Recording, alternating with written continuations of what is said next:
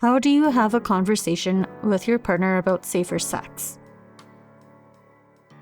In a relationship, it's always about the two of you. So it's good to have be on the same wavelength with them. Having honest and open conversations is really good, and using plain language as well.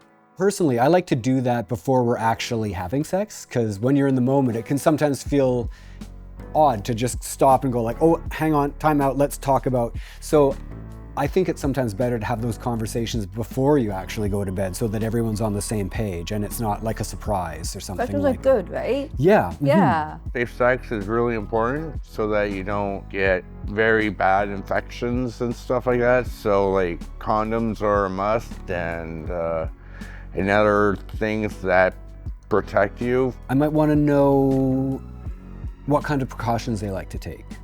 Some people might want to use condoms with every kind of sex, like penis and vagina sex, penis and anus sex, oral sex. Other folks might say, well, I use condoms for some kinds of sex, but not others. So I want to know what their preferences are, and then I will tell them what my preferences are in that, and then we can have a bit of a conversation about that. With me, with boyfriends or friends, whatever you want to say, if I were to have any dangerous sex with him, I would wear a condom, and he would wear a condom too. For dangerous sex, I mean like anal sex, penis in the bum, or oral sex, penis in the mouth, or for say a man and a woman, or a man and a transgender person, it would be like a penis in the vagina, or the penis in the mouth.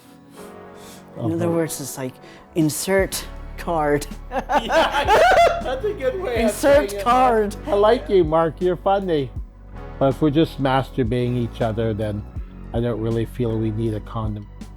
I think it's a very good thing to get tested with your partner, but again, it's up to how you and your partner feel about having that conversation, having that interaction with your doctor.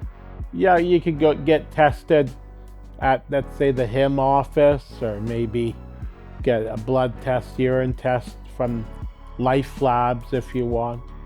I heard that there's a way to get tested for STIs. The resource is called Get Checked Online, and it's confidential. It's not in your medical records. It's not, so no one has to know but you. And it's free, so I don't have to worry about money with that. I get tested pretty regularly, and I'm curious about when my partner's last test was. If it was, maybe 2 weeks ago, they got tested and everything came back negative, well, that gives me some information that says that probably they don't have STIs, but they're like, I've never been tested. Well, then I know like it's possible that they do, it's possible they don't. So having that information helps me make decisions about what's going to be safer for me.